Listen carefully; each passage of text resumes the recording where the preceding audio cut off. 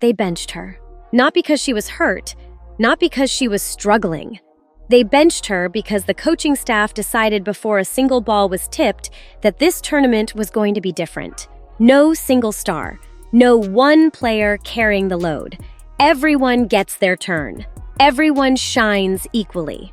So, Caitlin Clark, coming off 239 days away from competitive basketball, came to Puerto Rico as a reserve.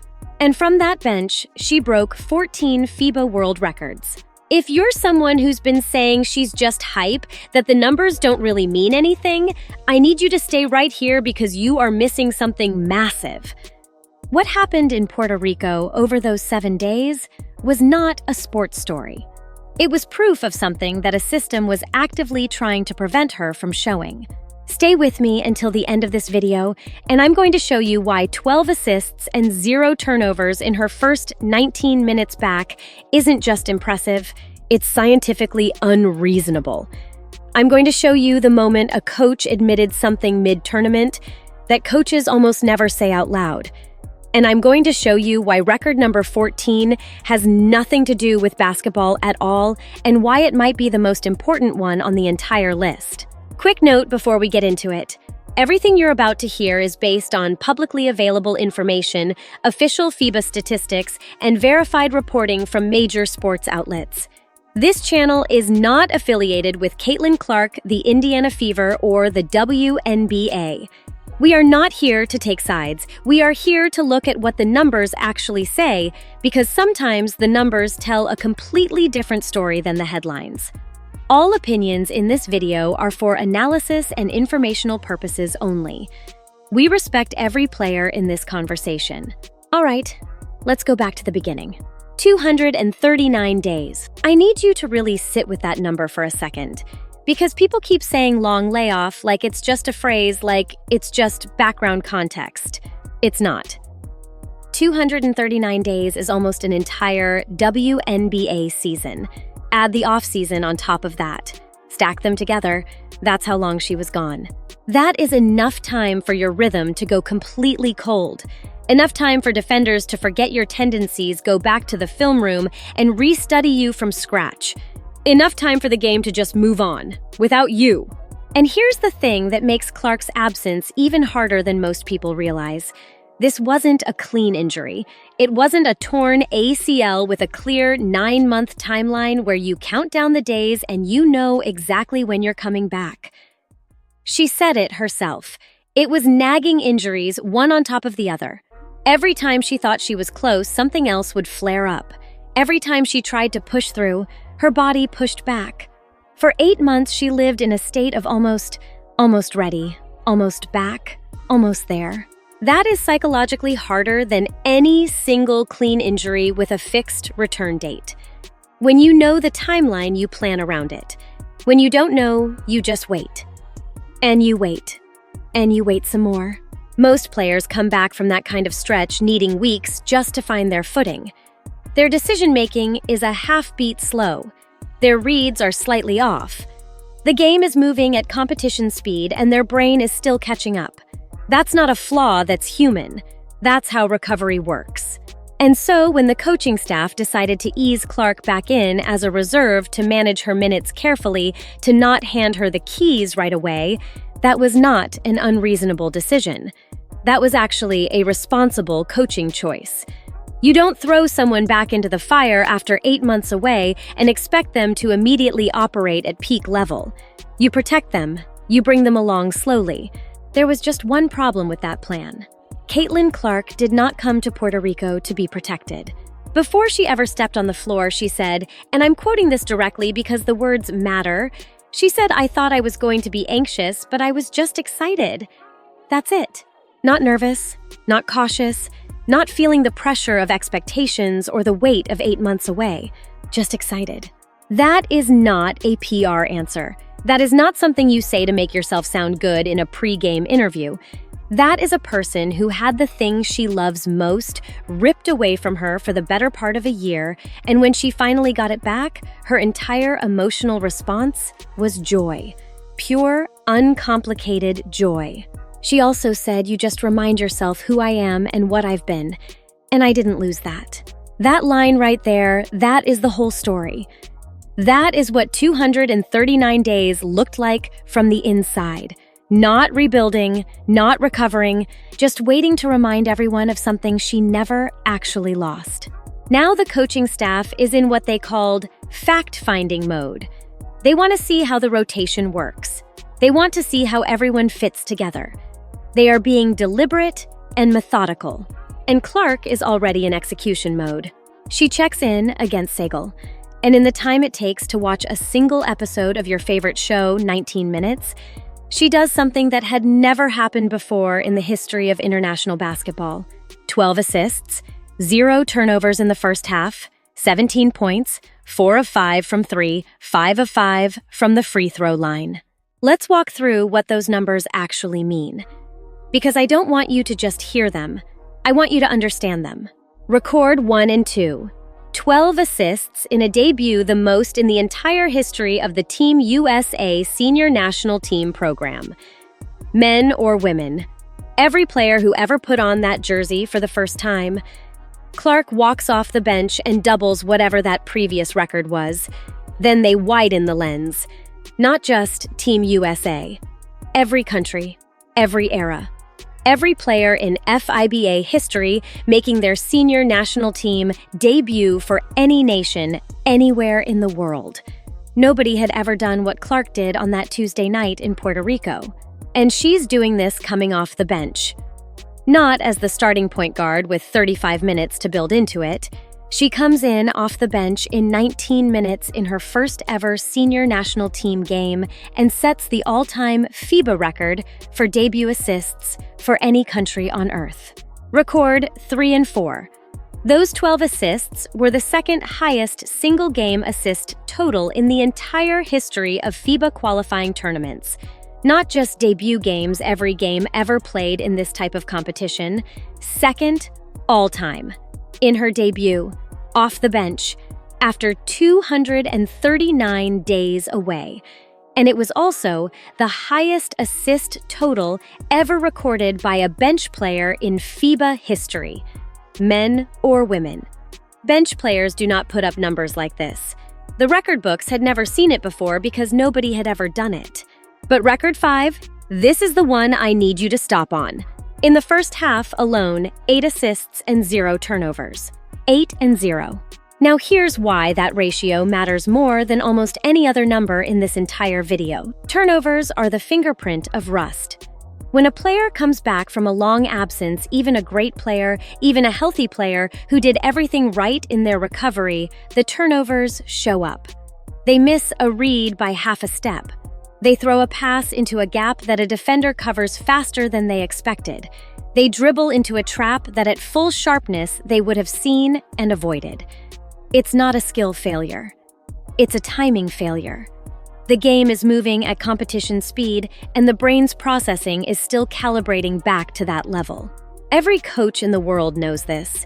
It's why you ease someone back. It's why you manage their minutes. Because you expect some sloppiness. You expect some rust. 8 assists, 0 turnovers, first half, first game back, after 239 days. That is not someone shaking off 8 months of rust. That is someone whose decision-making never slowed down in the first place. While she couldn't play the mental side of her game wasn't just maintaining, it was sharpening. She came back not to find her rhythm. She came back already in it. And then records 6 and 7 arrived together. The first double-double in the history of any senior national team debut. Any country. Any era. It had literally never happened before anywhere in the world. And she did it in 19 minutes. From the bench. 7 records. 1 evening, 19 minutes. The coaching staff has just watched all of this happen in real time. And they keep her on the bench. 4 of the next 5 games, Clark continues as a reserve. The approach doesn't change. She just broke 7 world records in front of them, and the rotation philosophy stays essentially the same. Now, I want to be fair here because I think the nuance matters. The staff wasn't being stubborn for no reason. They had a philosophy going in, and they were giving it a real chance. Tournament-level decisions don't always shift overnight, even when the evidence is pointing clearly in one direction. Coaching has its own inertia. You don't blow up a game plan after one game, even when that game makes a strong argument. But here is what makes this paradox genuinely hard to process. While Clark was coming off the bench, she led Team USA in points, assists, plus-minus, and efficiency across the entire tournament. Not just led among bench players, led the whole team, including every starter getting bigger minutes in more prominent roles. And then they widened the lens even further. She led the entire qualifying field, every country, every player, from the bench. That is not a bench player having a good tournament. That is a player who is outperforming the structure that was built around her. The role doesn't fit the player. The system hasn't caught up yet. And then comes Game 3. Italy. This is where everything shifts. Assistant coach Nate Tibbetts makes a change. He moves Clark into the starting five. He builds a three-guard lineup. Clark, Paige, Beckers, Kelsey Plum, and he lets the offense run through Clark's playmaking. Not around her, through her. Team USA wins by 34 points. Clark's plus-minus in that game, plus 27. Not the best number on Team USA.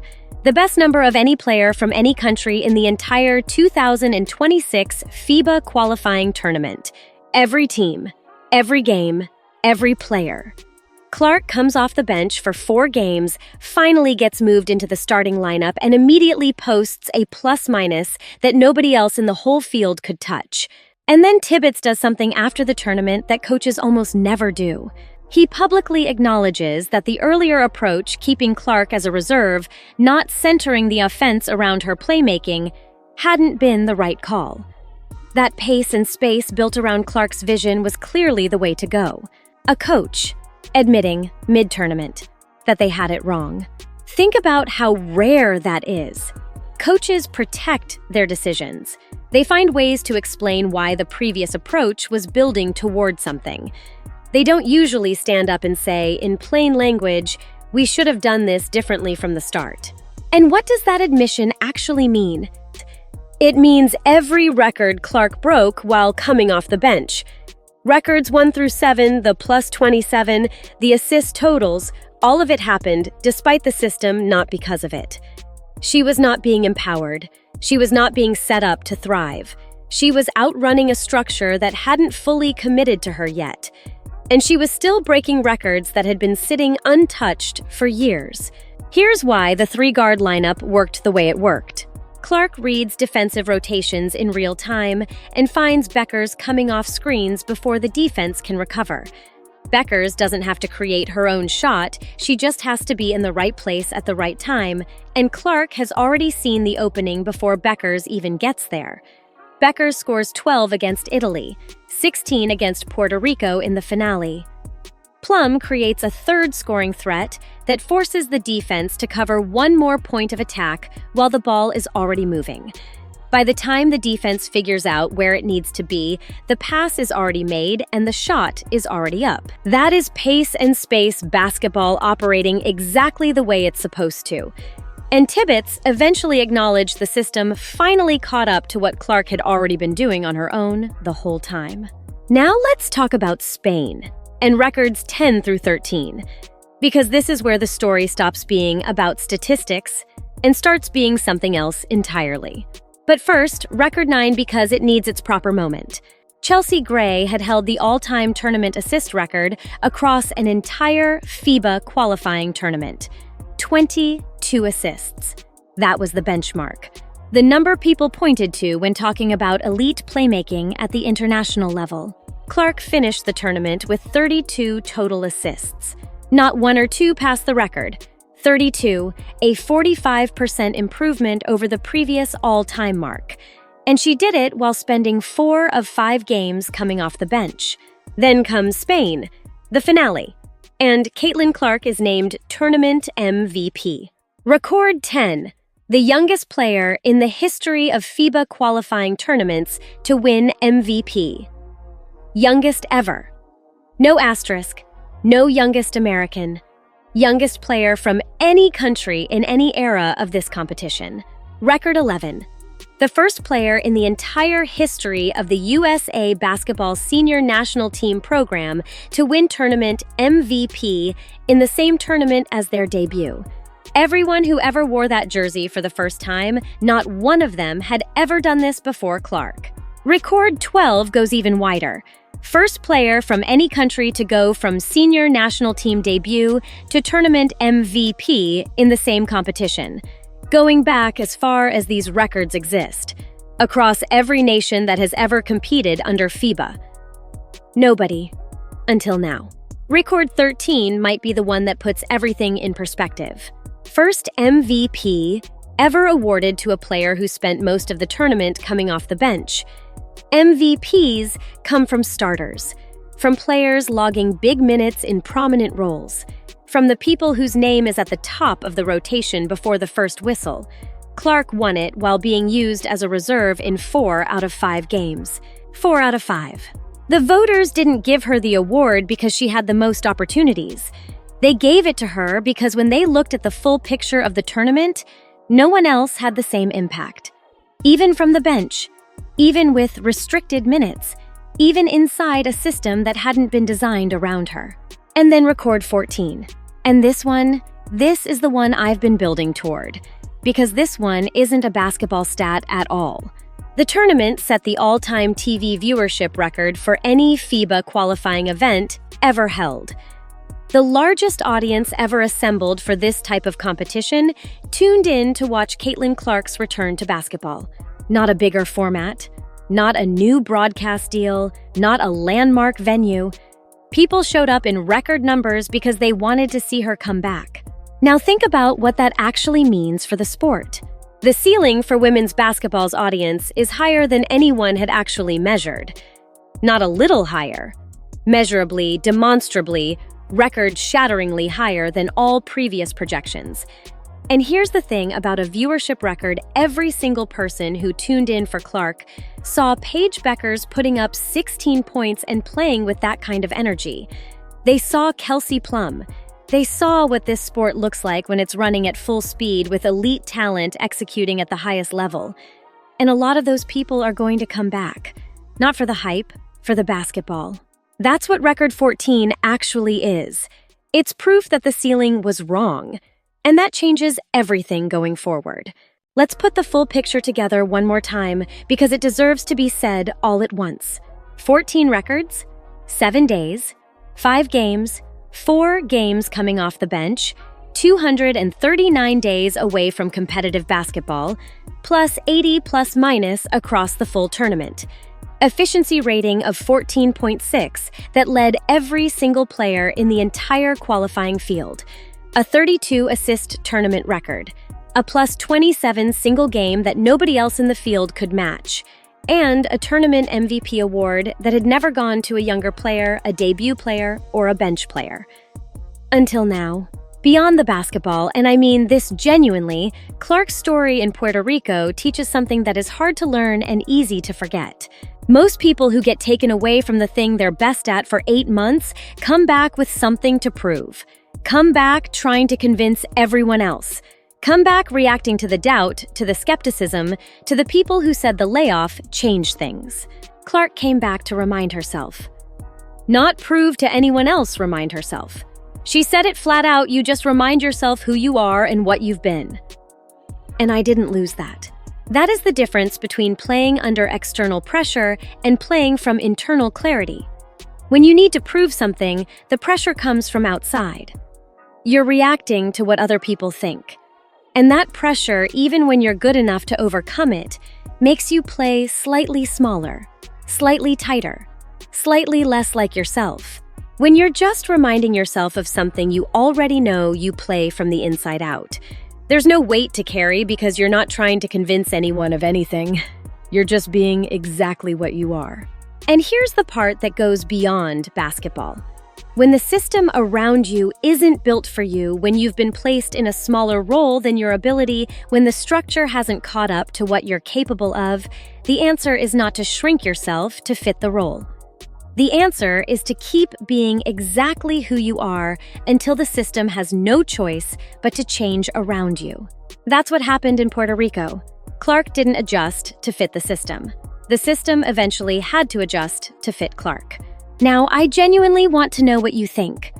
Drop a basketball emoji in the comments right now if there was a single moment in this video that made you stop. Because that tells us this story is reaching the right people.